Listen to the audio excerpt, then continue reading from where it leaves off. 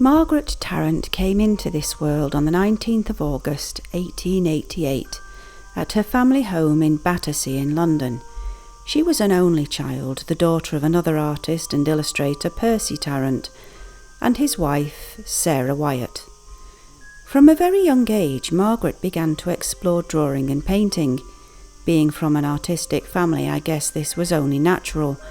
And not only did she explore her creativity, but she would also play at exhibitions, creating a gallery from a tent and pinning her young art pieces from the fabric. School time eventually arrived.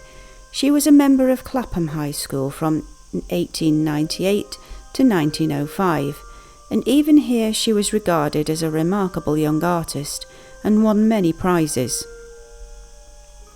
Once her early education was finished, she decided to learn to teach art, to become a teacher of children herself and pass on her gifts. She began her training, but her father considered this a waste of her copious talent. He advised his daughter and persuaded her to abandon the teaching course and become a full-time professional illustrator. Her father recognised the talent his daughter had,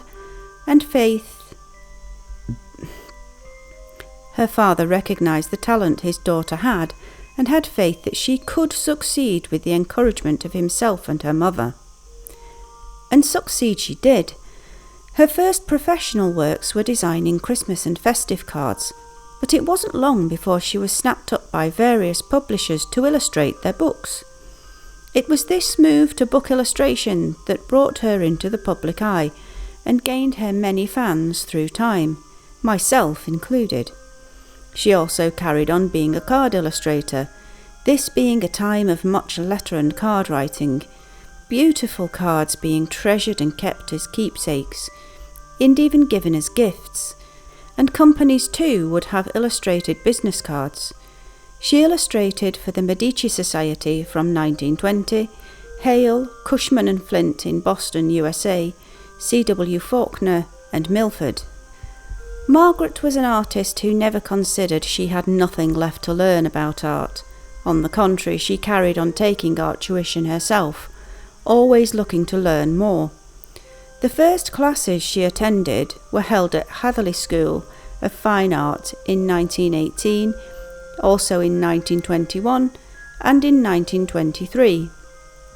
In 1935, Margaret's beloved parents both passed away within mere months of each other. This heartbreaking change in life made her reevaluate everything.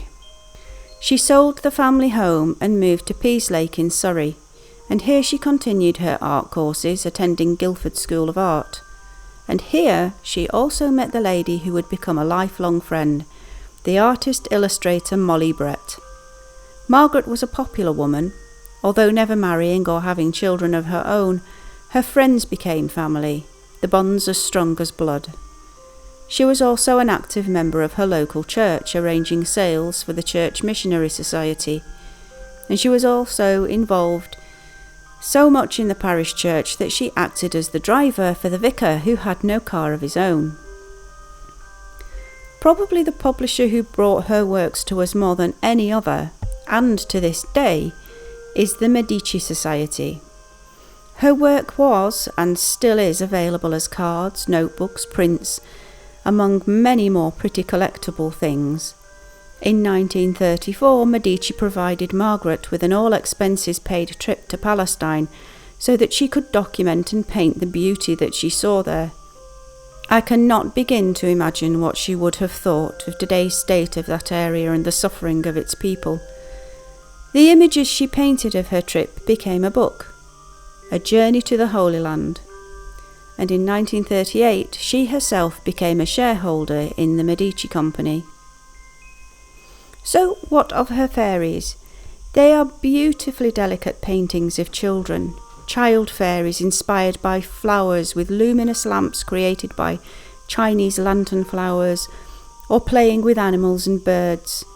The style is very 1920s and 1930s. The beauty held in the joy of the faces, the exquisite costume and narrative. These fairies are carefree and playful, innocent and pretty as petals, and I just love them.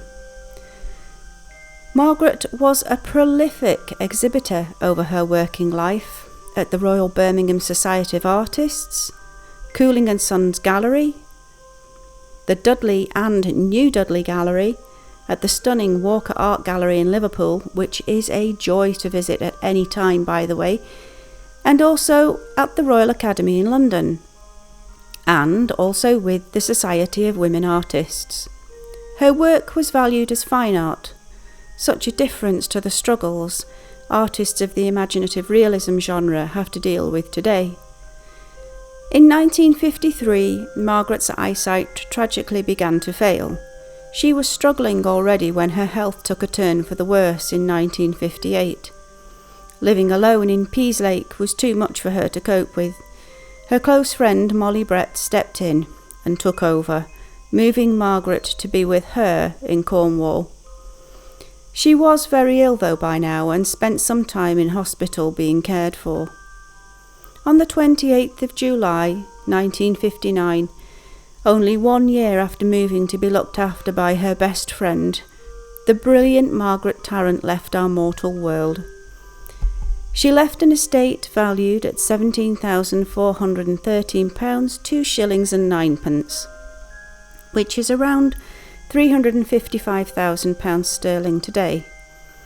She had chosen certain paintings to leave to her beloved friends, and everything else was to be shared between 12 different charities.